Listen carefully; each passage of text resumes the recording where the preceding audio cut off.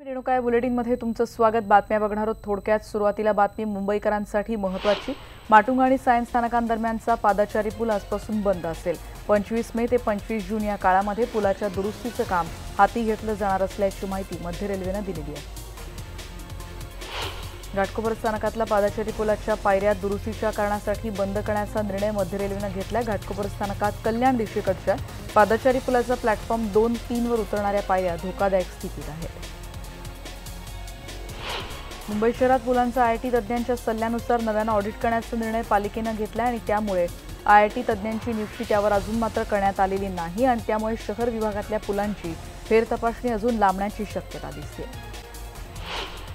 रविवारी मध्य रेल्वेच्या मुख्य मार्गावर मुलुंड ते माटुंगा अप जलद मार्ग आणि हार्बरवर वडाळा ते मानखुर्द दोन्ही मार्गांवर उद्या ब्लॉक असेल। मध्य रेल्वेच्या गाड्या संध्याकाळी 6 पर्यंत 15 मिनिटं उशिराने धावतील। मुंबई ते पुणे मार्गावरच्या डेक्कन क्वीन पाठोपाठ इंटरसिटी एक्सप्रेसलाही पुशपुल पद्धतीने दोन्ही बाजूंना इंजिन जोडून शुक्रवारी चाचणी घेण्यात आली। ही यशस्वी झाली आणि त्यामुळे गाडीचा वेग वाढलाय। प्रवास केवळ आता प्रवासाची वेळ 40 मिनिटांनी त्यामुळे कमी होऊ शकेल।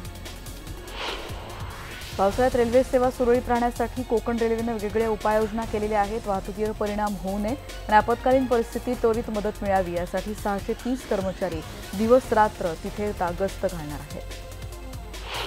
मंत्रालयातून विधान भवन तसंच नवीन प्रशासन भवनात ये-जा करणाऱ्या अधिकारी आणि कर्मचाऱ्यांना आता कसरत करावी लागत होती रस्ता ओलांडण्याची, पण आता ती थांबणार आहे कारण मंत्रालय ते नवीन प्रशासन भवन आणि पुढे विधान भवनापर्यंत भुयारी मार्ग तयार करण्याच्या प्रस्तावाला मुख्य सचिवांच्या अध्यक्षतेखालच्या उच्चाधिकार समितीने नुकतीच मान्यता दिली आहे। वांद्रे कुर्ला संकुल ते पूर्व द्रुतगती मार्गावर उन्नत मार्ग उभारण्यात एक महत्त्वाची कामगिरी एमवाडीने फत्ते केली आहे। ती अशी की सलग 3 दिवसात भल्यापाठे 6 गर्डर टाकण्यात आले आणि या उन्नत मार्गासाठी सायन रेल्वे ओलांडणारा पूल आणि चुनाभट्टी रेल्वे उड्डाण पुलावरून हे गर्डर टाकण्यात आले आहेत। कांदा बटाटा मार्केटची इमारत धोकादायक आहे, त्यामुळे व्यापार तिथल्या येत्या 1 जूनपासून बंद करण्याचा निर्णय एपीएमसी प्रशासनाने घेतलेला आहे। या बाजार स्थलांतरित करण्यासाठी उपलब्ध केलेल्या जागेवर जायला व्यापाऱ्यांनी नकार दिला। एपीएमसीच्या निर्णयाविरोधात त्यांनी न्यायालयात जाण्याचा निर्णय घेतला।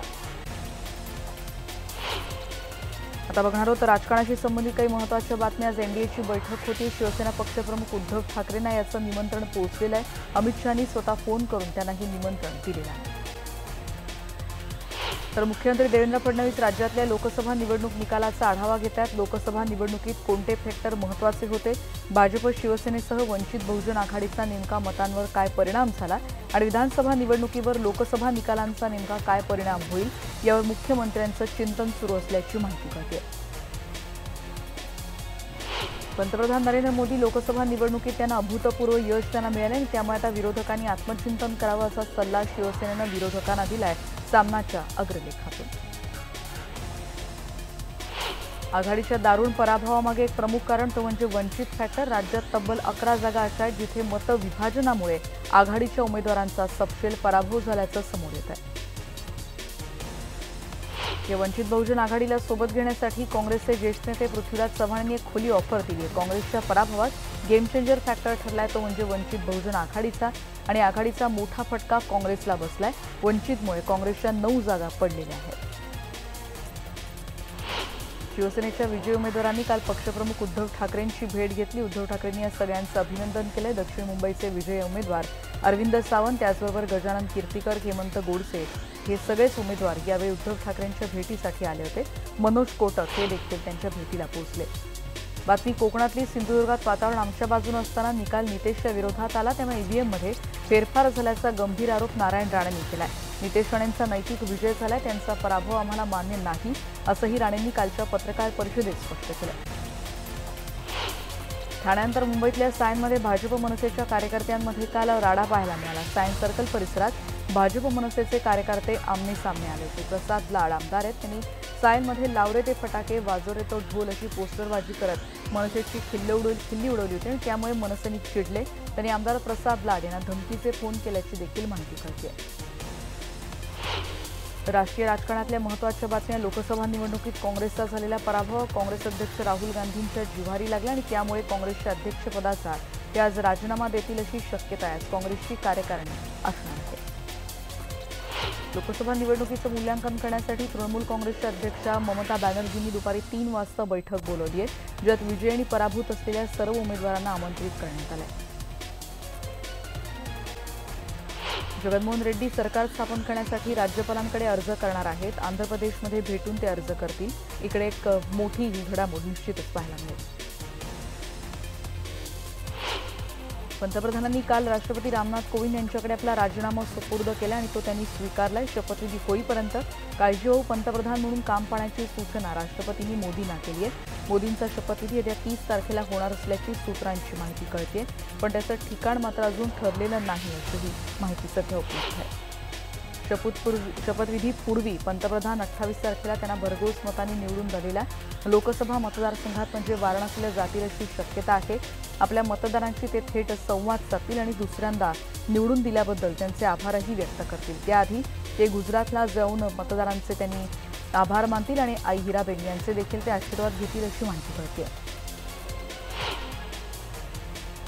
शुक्रवारी सलग दुसऱ्यांदा वाराणसी लोकसभा मतदारसंघातून मिळालेल्या विजयानंतर अधिकृत विजयपत्र काल पंतप्रधानांनी स्वीकारलं. भाजप पक्षाचे मंडळी मोदींना हे विजयाचं सर्टिफिकेट काल स्वाधीन केलं.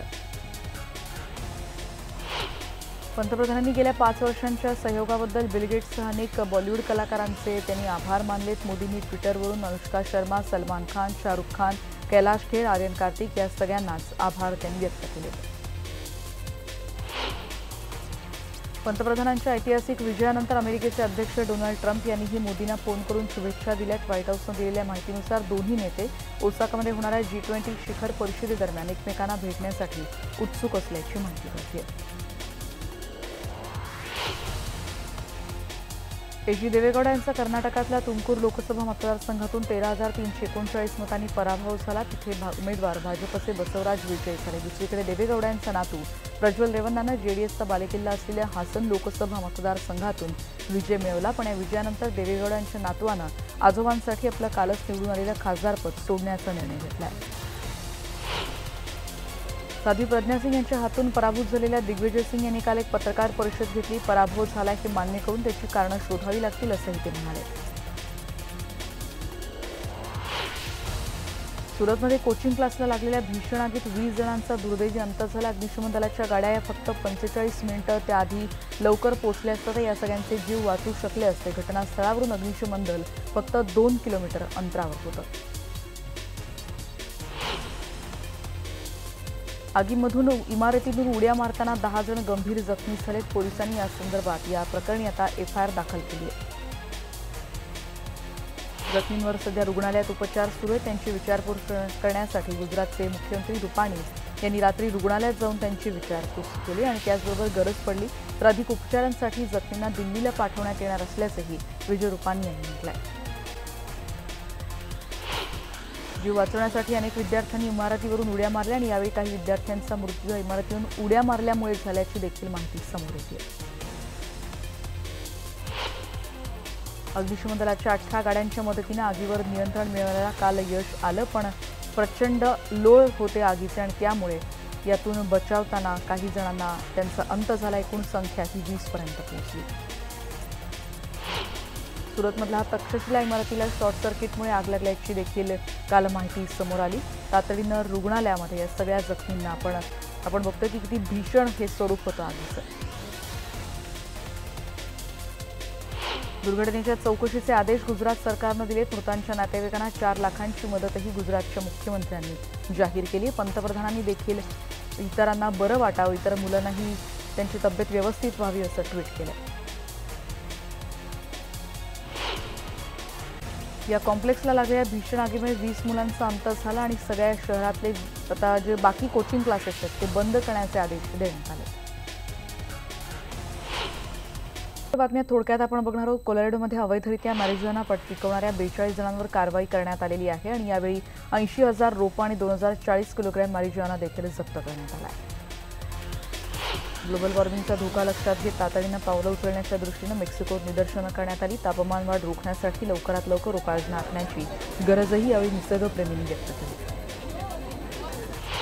ब्राझीलमध्ये देखील जागतिक तापमान वाढीच्या मुद्द्याकडे लक्ष वेधण्यासाठी विद्यार्थ्यांनी निदर्शनं केली. तापमानातल्या बदलांमुळे समुद्रकिनाऱ्यांची होत असलेली हानी, दुर्मिळ प्रजातींचं नुकसान हे मुद्दे यावेळी विद्यार्थ्यांनी उपस्थित केले.